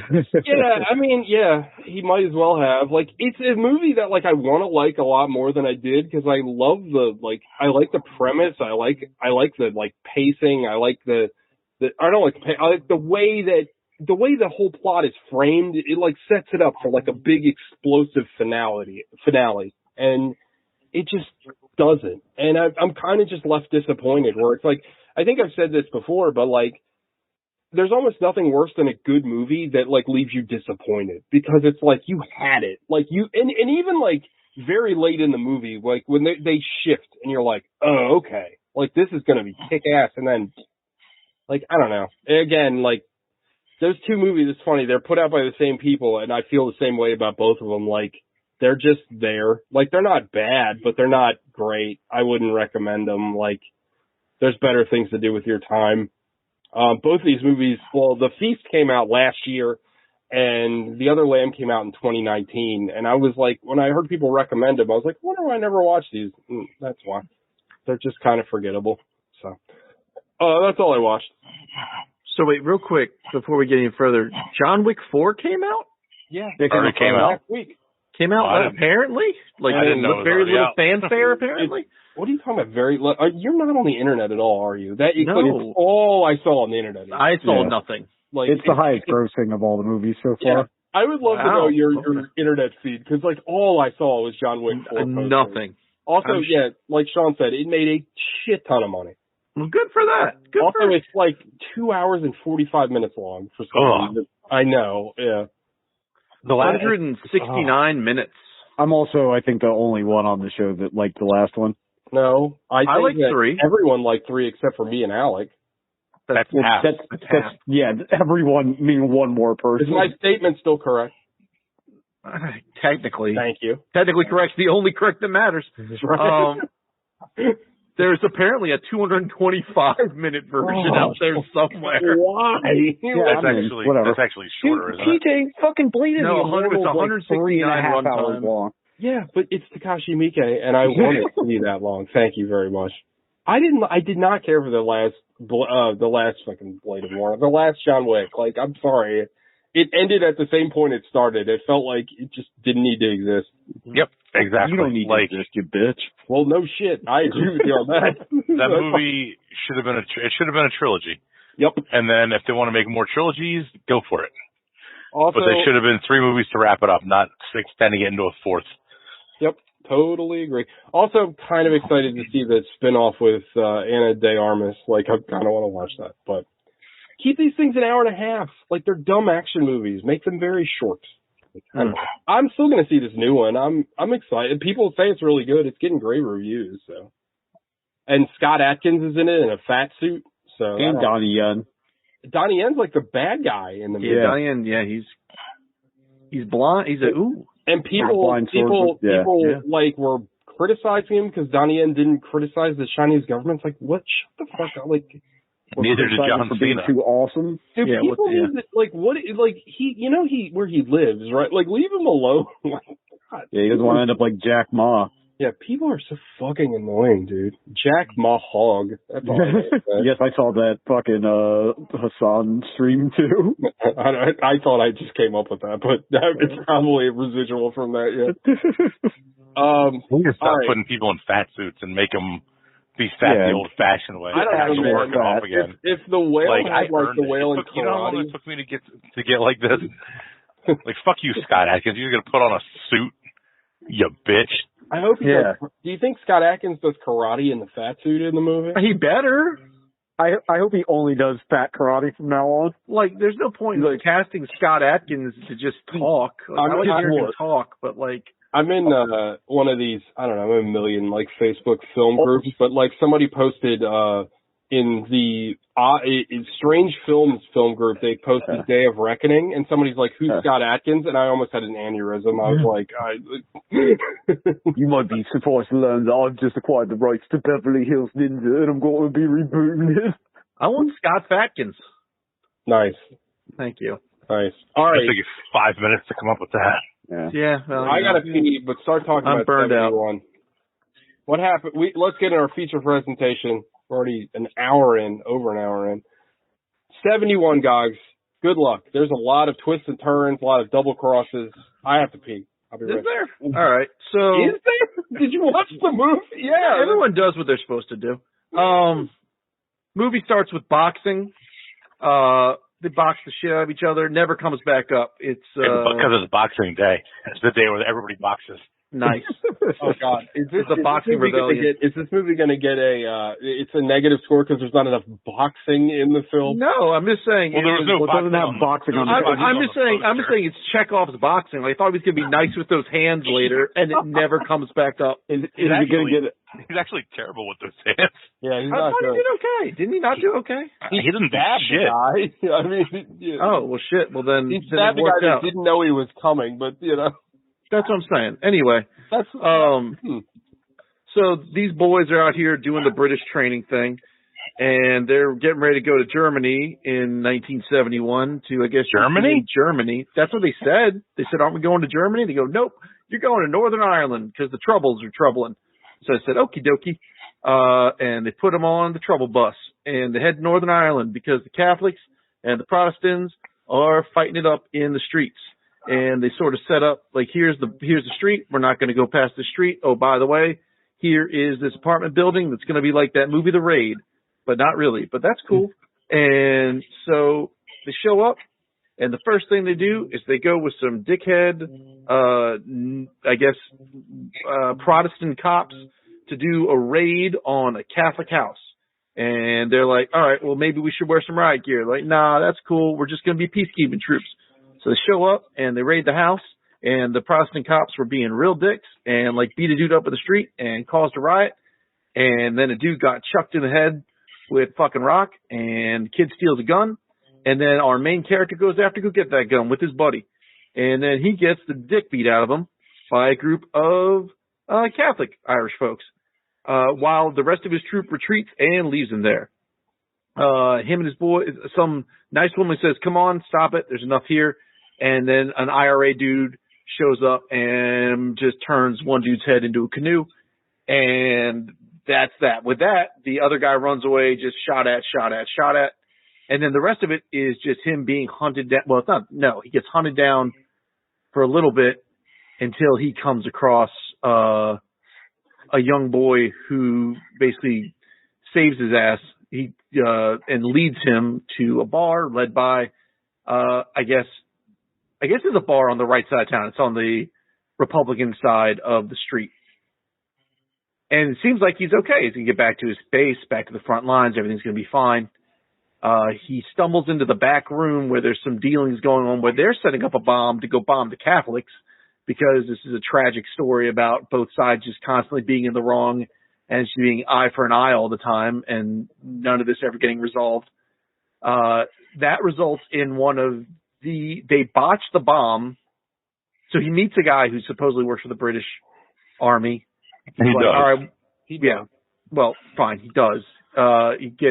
He's like, all right, we'll take you back to base. He smells something fishy. Meanwhile, you're also introduced to the guy, Sean. What's the guy from Possum? Sean what? Shit. You would ask me. It's Sean Tom. I can't think of his last name. He's also in Mission Impossible 3. He's been in the tons. Yeah, he's in a lot. He was in Prometheus. Oh yeah, he was he was the punk rock geologist, I think. Prometheus. Shit. He gets turned like a Spider-Man in Prometheus. Fun. So he's like a sort of like a double agent spy. Like he's like working deep cover, I guess infiltrating the IRA for the Republican, for the British, Army or whatever. So there's all these backroom dealings, and this guy tries to figure out what the hell's going on. He's supposed to meet with this guy to lead him back to his base. And then you have this incredibly jarring scene where this bomb goes off wrong, and it is awful. I legitimately was like, out loud, holy shit. Like this is such an effective scene for me. Like, first of all, I didn't expect it. Second of all, like, I don't know, like, whatever. I really did buy that the kid was going to be more of a major character. Him dying, like, basically immediately, like, I don't know, and just the way it was shot, like, it is really horrific. Like, it is, and it's like it's just, you know, it's funny. They show the aftermath. It's like, oh my god, it's like Black Hawk Down level of like. Yeah. it's guts and blood and body parts. It does not look away. Well, we talked earlier briefly about The Foreigner. Remember, there's that great, I mean, it sounds fucked up to say, but there's that really effective scene in that movie with a bombing, and I thought it was very similar to that, like as far as emotionally. Those Irishmen know how to make a bomb. Well, that was also true. Good point. I mean, that's someone, I forget, someone somewhere once talked about like the indiscriminate, terrifying nature of a bomb. And it is the aftermath, and it is like unrelenting in this movie. The way that they show it is just so horrible. Well, it makes you, if you had an opinion about this conflict one way or the other up until this point, unless you're a complete fucking monster, your opinion after this should be no one should be doing this to each other. Well, okay, Sean, go ahead. Defend what you're going to defend. I have opinions, but okay, yeah. That was my and you know, God loves vengeance. It's like one of my core tenets. But after that scene, especially, I was like, this is just fucking horrific. And that's all this movie is trying to tell you. This movie is trying to tell you about the horror and just unnecessary carnage of a civil war. So, any war, really, but... What's so civil about war anyway, man? What we have here is a failure to communicate. But so then bomb goes off. This guy's wandering around. So now we get this triple threat match. I was going to say the plot implications of this bomb is also like super interesting. Like I know, like emotionally, it's a great scene, but like what it sets off, like no pun intended, for like the rest of the plot is like super interesting. Like I thought, like right, yeah, because now the Republican guys who were in on the bombing think that the soldiers saw the bomb, and they're like, fuck. He can't go report back that we're doing this shit, so he better be dead, because if he's not, whatever. And then the IRA guys are already looking for the soldier, and then his troop is looking, the British, the UAF or whatever they are, are RAF. Yeah, they're looking for the soldier. Well, there's also a UDA, is the Altered Defense Alliance or something. There's a UDF too. I mean, there's a lot of acronyms over there. But the actual, like, armed forces guys are played as kind of chumps, really. I mean, like... Well, they're played as, they're just kids that are being sent here for police action that don't have any... Yeah. They don't have any dog in the fight, right? Like, they're just being put here. Yes. And now they're having to deal with this. So now you get, like... So now it becomes, like, sort of a judgment night. Everyone's hunting for this kid. No one wants him to... Well, the only people who want him to live are his fellow troops. Everybody else needs to find him and silence him one way or the other. On top of all this... Yeah, like, nobody looking for him really wants to keep him alive. Like, it's kind of interesting to look at. Because, like, I mean, spoiler alerts, but, like, I don't know. I was dumb enough to think that, like, his people that were deep cover were going to try to rescue him, but in terms of they don't even want him alive. Like, that scene alone is fucking... No, like, once they started colluding, you knew what was up. So then... He actually gets taken in by this Catholic couple. Well, it's a father and daughter. And the guy was a field medic, and he sees that... Because he had this... So after this guy takes this kid... So this is the most fucking horrific goddamn thing in this movie. He wanders back into this bar that's bombed out. People are wailing and screaming. You can hear the building continue to collapse. And he grabs this kid who led him there, and carries him outside. The kid has no arms. He walks him outside and all this carnage. Some woman comes, and it's all muted. To be fair, it would be easier to carry without any arms. But. You can't hug your kids with nuclear arms. So they take this kid outside, and this woman's like, "Hey, he's still breathing." I'm like, Jesus fucking. And the kid's like 8, 10, maybe. Yeah, and he's that like great. Like it's a very common character in movies, but like he's 8, but he acts like he's like 35 because he's like, you know, he's very tough and street smart and like. But he's not played corny. Like it's like believable. It's a really well done performance. And he's like the IRA guy's like nephew or something. the other side, but yeah. No, I thought he was the IRA. No, they're not the IRA. They are the. They are the Republican arm. Wait, so which one? IRA is no. There's two IRAs. So that might be what's throwing you off. The older, nicer, we play by the rules IRA is like the original IRA, the OIRA. The guy that which ones are the Catholics are the IRAs, correct? Well, they're both Catholic. So, okay, without getting into the whole, like, to-do about the IRA. So there's like 50 different sects of the IRA, right? The original IRA in 1918 or 19 or whenever it started was just the IRA, which later became the original IRA, which is the OIRA, which are like the peaceful, respectable, like, old school mob kind of guys, right? As portrayed in the movie. Mm-hmm. The younger kind of brats, let's fuck everything up. Barry Keogh and the other guy. Let's start selling coke, in Godfather terms. That would be the provisional IRA, or they are sometimes referred to as the Provos. But those are the guys that are the anti-British, right? Well, they're both anti-British. They're both anti-British. Yes. Yes. The older IRA guy, he works with the British. Okay, the guys that got blown up in the scene, right? Yeah. They're working with the British. That's the British side of whatever the British side of this conflict is. The British side are the Northern Loyalists, so that would be the UDA, the UDF, whatever. Okay, so this umbrella term Protestant. So this kid's uncle is part of that group. But he is kind of a double agent. I guess I should clarify. Like also that actor is the guy that played the psychopath in the last movie that we watched. No, he's not a double agent. He is a British officer working with the British side of this conflict. You're talking about two different people. Yeah, you're not talking about who I'm talking about. I'm talking about the guy with no beard or mustache with the short-ish brown hair. That's the guy from. You're talking about the redheaded guy with the mustache. Thank you. Yes. Right, correct. But the kid, the little kid, that is associated with the British side of this. I don't think so. No. Yes, he is, because he was all excited to have a British soldier with him. He's like, "Great, you're a British soldier? Oh, okay. Awesome." I thought he was the. I thought he was. Yeah, you're talking about the cursing kid? Yes, the kid who got blown up. That kid is a Protestant kid. Okay.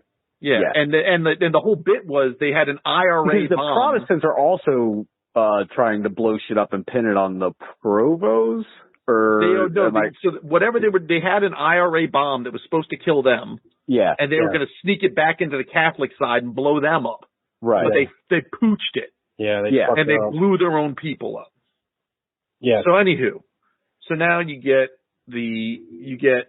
he's being hunted down by everyone, gets taken in by the Catholics, in this fortress apartment complex. They said in the beginning of the movie, don't ever go in. It's a stronghold, right? The Davis Apartments, yeah. He gets taken in by this medic and his daughter. They patch him up, and then he's like, everyone's looking for him. The local head of the IRA who gave the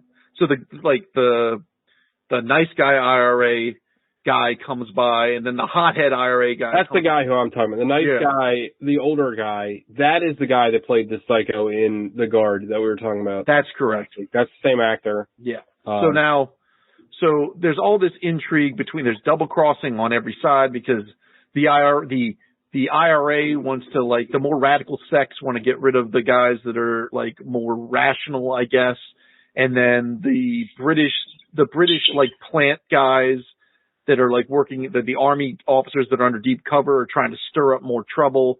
So everyone's trying to hunt down this guy. He's stuck in this apartment complex. He gets a hold of a combat knife, and he's trying to sneak out of this because everyone's figured out this is where he is, and now he's got to get his way out. And also, like, his decision ultimately was the smartest thing to do because if he stayed there, he would have died either way. You know what I mean? He would have died. He would have got those poor people killed. Thankfully, they didn't get got. So people start hunting him down. He ends a dude with a knife, which was just fucking brutal and sad. And like the scene where he sort of just sticks with the guy, like just the remorse in his face. Yeah, it was really good. It reminded me a lot of that scene in Saving Private Ryan. Yeah. Like, this movie does not glorify any.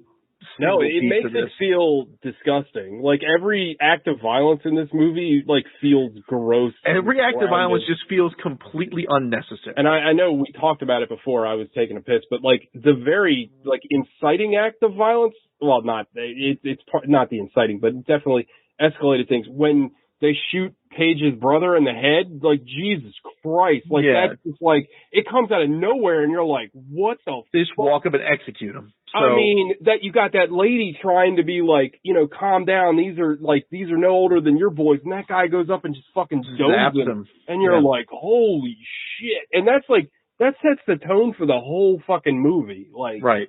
At that point, reason has left the building. So anyway, he gets the one guy, he gets a gun, he comes back, he confronts, how do you pronounce it? Barry, is it Keogh? I thought it was Keogh, but there's another N in there. Keogh, I think, isn't it? Is it that? Barry Keogh? I don't know. That dude's a great actor. He's great in this. Great. He says like 2 words in this movie, but he's great. Well, he's got a great face. Yeah, like a very haunting kind of look. There's a lot of presence in this movie for not saying almost anything. Like, he's really good in this movie. He's great in Banshees. He's great in The Green Knight. He's great in this. He's just good all around. Great in fucking Dunkirk. Killing a sacred deer. Yeah, Dunkirk. That's right. Yeah.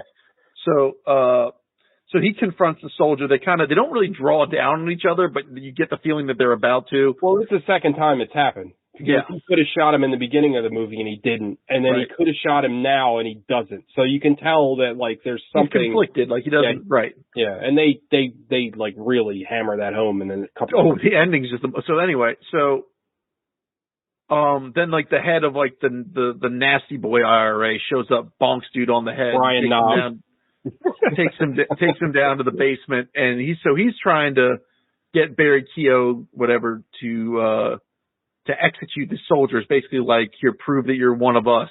So it's this incredibly tense, scary, just sad, like, scene, like the soldiers looking up with these doe eyes, and God, he's kind of like accepting his fate, but not really. And then Barry Keogh, I mean, he fucking his name up, but it doesn't matter. He seems so conflicted, and it's so just good, tense. though. And like the setting is gross, like it's just this gross basement, and like it's brilliant. Like, and the whole time it's raining or things are on fire in this part of town. It's like a hell dimension. So now the British forces, led by the infiltrator sect, are here. They figured out, okay, here's where the soldier is. They figured out where they interview they go and talk to the same doctor and his daughter about, what the hell. And they're like, if they have him, I know where to go. And so they chase him down. They go downstairs and, so they come down there. They kill Barry Keogh or whatever. There's a tremendous firefight in this bar. They kill, I think I'm missing something. The guy who's part of like the good IRA or whatever, the guy that's from the guard. They shoot Barry Keogh. You think he's dead. He's not dead. No. But like, had the redheaded guy, did he get got? He didn't get got, did he? No. He makes it to the end. He makes it to the end, but he's outside. Yeah. Negotiating with one of the youth Irish gang, trying to basically cut out the older guy, and get them on his side, while his boy is downstairs about to kill the soldier. Yeah, but then the guy Sean, it's a cool scene because the scene Alex referring to is because earlier in the movie the guy that we refer to as the nicer IRA guy was like, you need to take out this kid. That's the one favor I need from you. Right, and because he's collaborating with the British guy who's under deep cover. Right, but then the deep cover guy is like, you need to take him out or I'm going to come get you. So, like, again, it just shows you that this guy is just playing both sides. He doesn't give a fuck. Like, he's just using people for his own end. He's in for the chaos. So, anyway, so the British soldier, the British officer who was part of the botched bomb in the bar comes down. He shoots Barry Keogh or whatever, and then he's like, all right, he's like, I'm here, I'm going to rescue you. And he starts choking out the soldier. He's choking out. He puts him in like a rear naked choke. He really does, yeah. Like, and it's like, it's tense and it's scary because it's like, this guy's supposed to be his savior and he's not, and he's like, while he's choking him, the rest of his soldier boys are slowly making their way through the building. Yeah. And the tension is like rising, like, will they get there in time to save him, because he's clearly fading. And so then his lieutenant, right, and this is the lieutenant's first taste foray into action, comes downstairs. Well, he's almost downstairs. He sees a soldier being choked or accosted or whatever by this officer, but Barry Keogh, who was shot just moments ago, who decided not to kill the British soldier, regains enough strength to grab his gun and shoots the choking officer twice in the back, dropping him, saving the soldier, but then the lieutenant whirls around and puts one in Barry Keogh to the soldier's dismay, because the guy, I forget what the private's name is now, but he screams like no, and then you know, he dies everyone dies incredibly tragic deaths. Yeah. And then the movie ends with an inquiry. Well, so after the whole, hey, this guy told me to kill you, you better kill him, and then we'll be in touch scene. Then there's this whole inquiry with the command about what the lieutenant saw versus what he didn't see, which was he didn't see this guy choking out the soldier. He's clearly misunderstanding the situation. That's not what happened. Go back to business. And then the movie just sort of ends on this tragic. Oh, it doesn't. Oh, no. I wish it did, because then it goes back to the soldier going back to his, like, little brother. And then like an orphanage or something. They go on a bus, and it's like, it's a little bit of a Return of the King ending. It's one of my only problems with the movie. I mean, I don't mind him getting back to his loved one. I kind of wish it just ended at that hearing, because I feel like that's kind of the point of the movie. It kind of seemed like the same ending as Dunkirk, almost. A little bit, yeah. I could see that. But yeah, there goes Christopher Nolan ripping off everything. Right? Damn it, that's piece of shit. That son of a bitch. Son of a bitch. Hey, I'm gonna make a movie about the nuclear bomb being created. It's already been done, bro. Yeah. By a guy named Oppenheimer. Yeah, but this doesn't have Cillian Murphy. I was like, what movie? You mean the actual bomb? Yeah.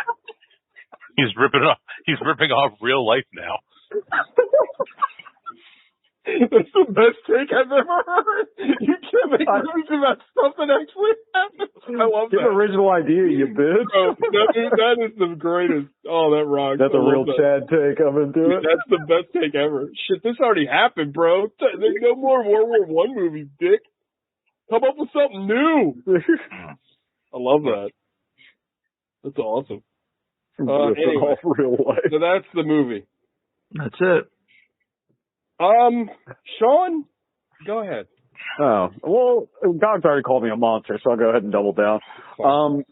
So at this point, this movie takes place in 1971, correct? Like, this is before Bloody Sunday. Right. Yeah. So at this point, this war in this state had been going on for 60 years or so. Prior to that, when Oliver Cromwell and the 1700s came in with the British and killed 40% of their population. 40. It's like, and then during the Potato Famine, Trevelyan was in power, basically let them starve to death. So like this idea, like, yes, bombings are horrific. Like, I understand that, right? But like, this is that fucking, incremental change lib take. Like, what, should they vote harder? Like, at what point is it okay? You know what I'm saying? And like, I think by that point it is okay. Like, that's my personal opinion. Like, I really like this movie and I think it's a very well made movie and it's very exciting, but I feel like they both sides it a little bit much. Oh, they absolutely do. I mean, I feel like, I know we said this before we started recording, but I'll be perfectly honest. I don't know a ton about the Troubles. Like, I really don't. And I felt like a strength of the movie was that it didn't pick a side. Like, this is going to be the weirdest fucking comparison ever, but like, I hated the movie Troy because the movie Troy doesn't pick a side and it's really bad because of it. And I felt like this is like a movie, like, and again, I'm kind of divorcing it from historical context, which I guess you really can't do. Because as Alex said, they're ripping off real life. Like, if this was an original. I genuinely love that so much. Like, you don't understand how much I love that. Like, I think it's great. But I guess I just looked at it more as a movie and not like in the history, if that makes any sense. And I actually liked the fact that it went down. But I understand what you're saying. I do. Like, to frame it a different conflict, what if it was the Israelis and the Palestinians and the hero was still the British? You know what I'm saying? Like, it's just like. I do agree with you on that. But I will say that, like, I think that it's weird because I don't think there almost is a hero in this movie. Like, the guy stuck in the middle. There's no hero. The guy that's stuck in the middle is just rescued. Like, he's not. I don't know, man. But, like, he's, like, he's put up, and maybe he's a decent guy or whatever, and that's fine, but they give him the little ending with his brother. And, like, my problem with the movie is, as a semi-avowed Catholic nationalist and leftist, like, is that I think there is a right side in this movie, and I don't think it's really arguable. That's to be honest. So, like, that's me bringing my own baggage to it. But, like, I mean, that's fair. I think the movie's good. Like, divorced from that, but I can't separate the historical reference from what's actually going on in the movie. I mean, that's fair. I mean, and I will flatly say that it's a dark spot in my historical knowledge. So I can't come at it from the same perspective. You know what I mean? Right. Oh, I know very, very little. Yeah. I will say though, it's just the movie is affecting in the sense that it is horrific. Also, I guess divorced from that history. Divorced from that history, it is like, it makes it all seem very unnecessary. It reminds me of, I don't know how well this reference will track, but it reminds me of a tamer version of Come and See. Parts of it. So, like, I'm not familiar with that. Oh, it's a half an hour long. Watch it one time. But yes, I forget who brought up Black Hawk Down. But it does have a lot of Black Hawk Down kind of. It has that kind of propulsion in the movie. Like, it does not stop. Like, there is no point in this movie I'm like bored. You know what I mean? Mm-hmm. So yeah, no, I agree. Anything else? I mean, I appreciate that perspective. I do. Like, I'm going to say that I differ in my opinion of the film, but like, again, like, I don't have the perspective to bring into it, you know, that way. You know what I mean? Like, I'm not trying to, like, say you're wrong. You know what I mean? Like, I'm not trying no, I don't care. I'm also not Irish, but like, I'm sympathetic to that. Yeah, and I do understand that. So, yeah. Anything else anybody wants to say before Five Knuckle Shuffle time? Anybody? Okay. Five Knuckle Shuffle time. Alec, so your pick. I'm going to give it a 7. Fair. Strong. I didn't love it.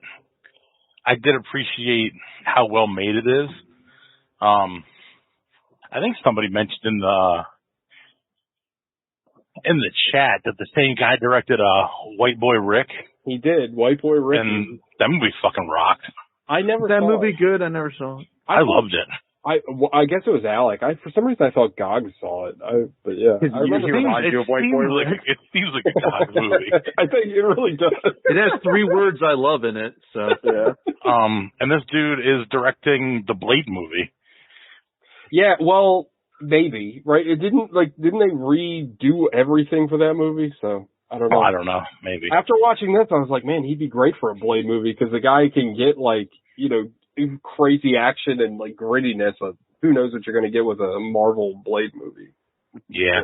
But I'm going to give it a 7. Like, I liked it. I didn't love it. It's really dark at a lot of points. Oh yeah. It's hard to tell what's going on at some points.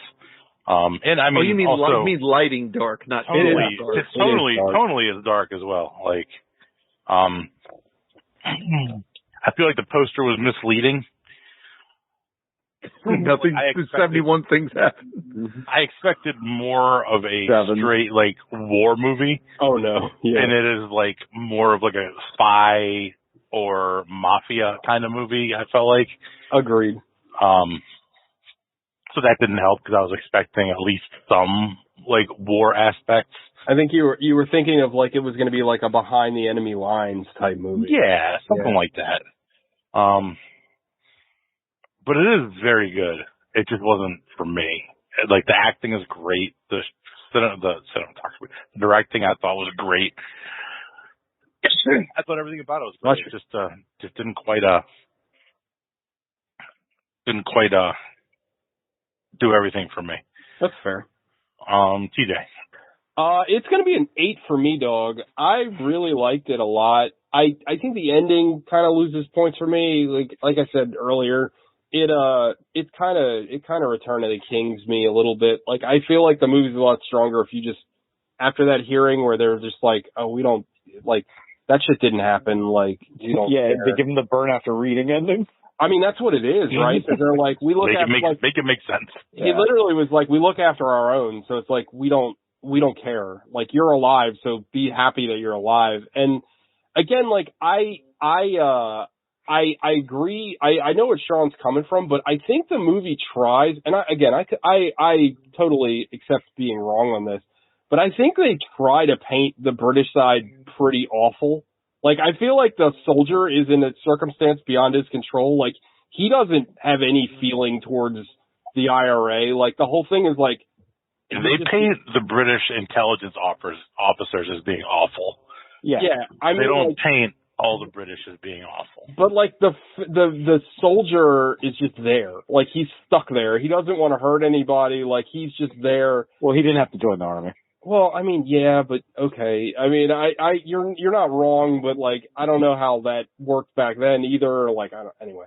But I think the movie is trying, if vainly or not, to like, they do both sides of it. I'm not going to disagree with you on that. But I think like it's more, the villain of the movie is the war itself.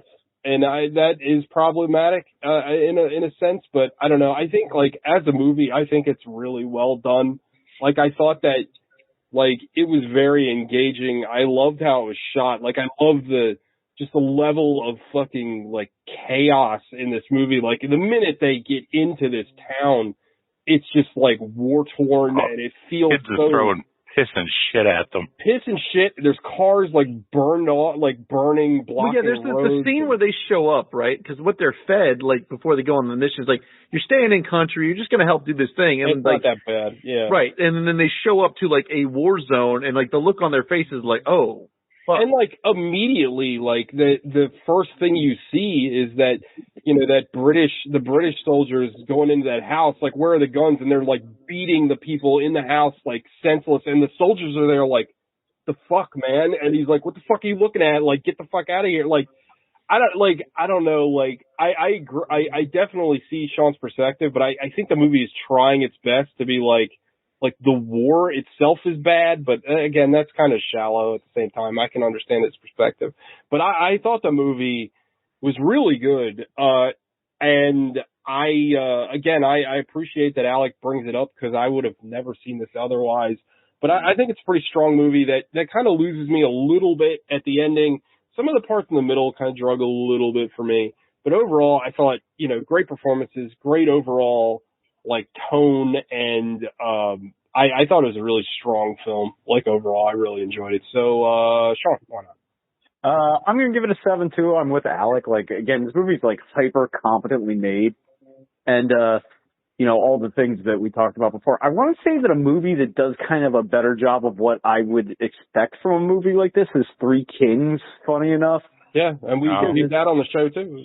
Yeah, because like at no point are you confused as to like what those soldiers over there doing, or they should not be there. They're not wanted there. You know, it's like it's spelled out in the movie, and I don't need everything spelled out, but like again, to not like.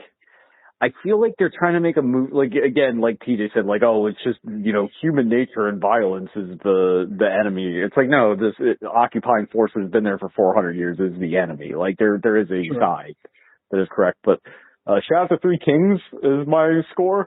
Cause that movie fucking rules. We reviewed that. So. Yeah. But no, this movie, it's really well made. Like, it is horrifying. Like, it's super tense. Like, it's like a, you know, an hour and a half version of the fucking, what is it, the bar scene from Inglourious Basterds. You know what I'm saying? Like, it's just like you're just waiting for shit to go wrong the whole time. But yeah, it's a 7. It's a good movie. I just like bringing my like own weird personal politics into it. Kind of, I mean, you know, it doesn't fit well with me. It's a political movie. I mean, you know, it is. You know, we're not talking about Legally Blonde too, and I'm like, you want to talk about how Venezuela is? And again, I'm totally ignorant to the history, so it's not an unwelcome opinion at all. Right. Like, you know. Yeah. So, but that's me. Gosh. So after that unwelcome opinion, let me give you mine. 3. No, it's I'm giving it an 8. I thought it was very, very well shot, very well done. It's effective in like in drawing an emotional response. Like, it's like, you know, I'm in the same boat as TJ. I don't have enough historical perspective to judge it one way or the other, but in the movie itself and in the story of the film, it is just tragic on all fronts and terrible in most ways. And I feel for the soldier who, you're right, he doesn't have to join the army, but he didn't. I wouldn't think if he joined, he didn't join for this, and this wasn't the situation that he intended to be in, and it's probably going to make him question everything thereafter. So he's probably become some sort of guerrilla militant after the fact. But it's